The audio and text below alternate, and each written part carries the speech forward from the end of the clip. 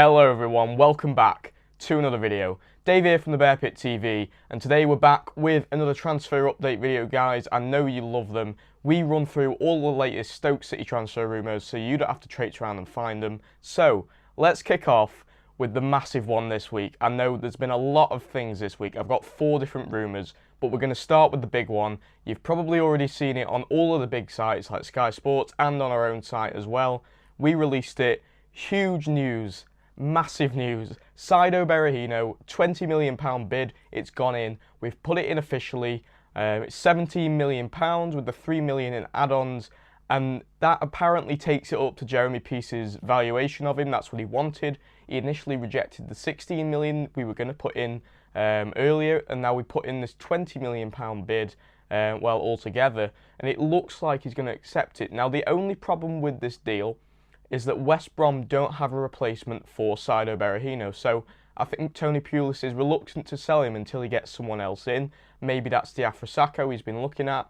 I haven't particularly been looking at who they've been looking at striker-wise, but Diafra is a name I've heard quite a lot, and it's sort of like a spiral because I know West Ham are looking to bring someone else in, which will release Sacco to West Brom, which will eventually release Berahino to Stoke. So it's sort of a spiral, it's a snowball situation. You've just got to sit through it and wait for these things to happen and fall into place, because eventually, once those 2 deals are sorted out, eventually ours will get sorted out as well, because we're at the bottom of the pile essentially, because we want the main man.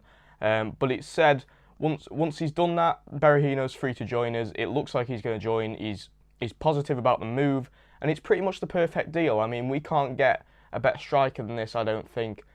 He's young, he's got plenty of potential, he's practically proven in the Premier League already, and he's hungry for goals. We make a lot of chances. He's that perfect poacher striker.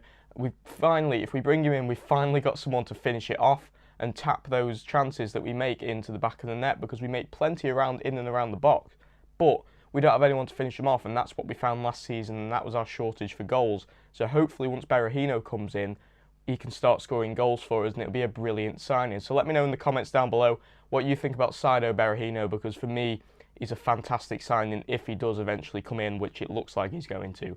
Now, we'll move on to arguably our transfer saga of the summer, Ramadan Sobhi. You know, last week I was full of joy. It looked like he was going to join. It was like a couple of days off. I was like, this week he's going to come in. I just know it. And I was like, the deal's completely sorted. He's sorted out all of his farewell. He's in England. He's going to sign a deal. There'll be a picture on the Twitter account, and he'll be a Stoke City player. But what we're hearing this week is he's flown back to Egypt. Now, I know a lot of you will be thinking, oh no, massive panic station. No, he's going back to give his farewells, but that does mean it's going to push the deal back. I have heard rumours that there are going to be work permit problems. I saw that on Twitter in the week, and that I don't think that is an issue. I don't think a work permit is particularly an issue. That was just a rumour. It just means that this deal is going to be pushed back a couple of days. They try and do his farewell thing in Egypt, get everything completely sorted. He becomes a Stoke City player. They lob a picture on the Twitter account, like I just said, and he's announced as a Stoke player.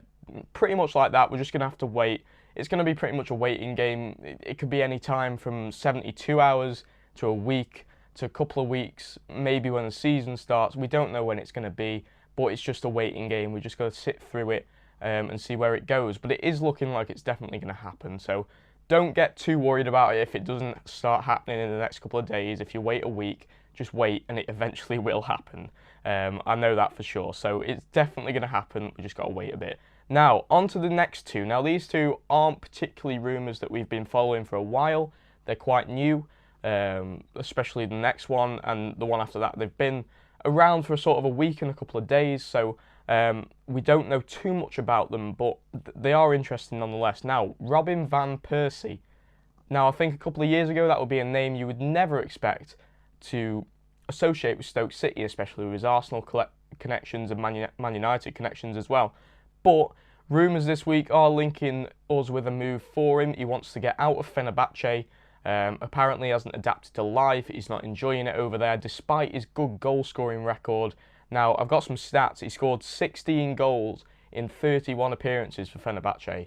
Now, for a 32-year-old striker, I know a lot of people his age would be a problem, but for a 32-year-old striker, 16 in 31 isn't a bad return. That's practically one every 2 games. So if he can come back to the Premier League and start doing that again, which he possibly could, because the thing I like in this move too would be similar to Sunderland's move for Jermaine Defoe. Came in at about similar age, 31, 32. A lot of people thought he would pass it after his move in the MLS, but no, he comes back and scores 15 goals. So if we can bring a player like Robin van Persie in, who certainly knows where the goal is, it could be a similar move. I'm not too sure. I don't think Stoke would be particularly pleased with the wage he'd be asking for. I know it'd be definitely pushing over £150,000 a week. Whether Stoke would be up for paying that, I'm not too sure. That's what we've struggled with Marko Arnautovic. I'm not too sure whether Robin van Persie would liken a pay cut. But if we could bring him in, even if he sits on the bench, it's proven Premier League experience. He definitely knows where the goal is, and he'd be a brilliant signing if we can get him on the cheap and get him on a fairly low wage, but I doubt that would happen. So it's up in the air for me, this one. I don't really know, but let me know in the comments about Robin van Persie. Would you take him? Would you not take him? Let me know why in the comments down below. And finally, this is our final transfer story of the week. This is fairly new, came out the past couple of days. Ryan Sweeney. Now, I know that's a name probably none of you have heard before unless you've been following our page about our reports about him, but still, sources in South London are reporting that we're lining up a move for him from AFC Wimbledon. Now, he's a 19-year-old centre-back. He made 13 appearances for Wimbledon in total since he's made his debut last season. Only a few appearances in the league. He's been playing a lot of reserve football, so he hasn't got the best of experience, but he's been rated very, very highly by Wimbledon and the Republic of Ireland, who have selected him for his under-18s team as well on a couple of occasions. So he is rated very, very highly by his coaches and the staff around the club he's at. So I don't know about this one because he's already rejected moves from Spurs and West Ham this summer. And with Wimbledon being a London-based club, you'd think he wouldn't want to move with him being a kid around that area.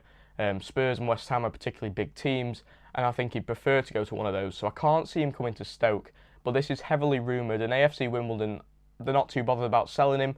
They say if the right bid comes in, obviously they're going to let him go because they obviously need the money rather than keeping the young talent. They'd rather take a couple of £1 million for him.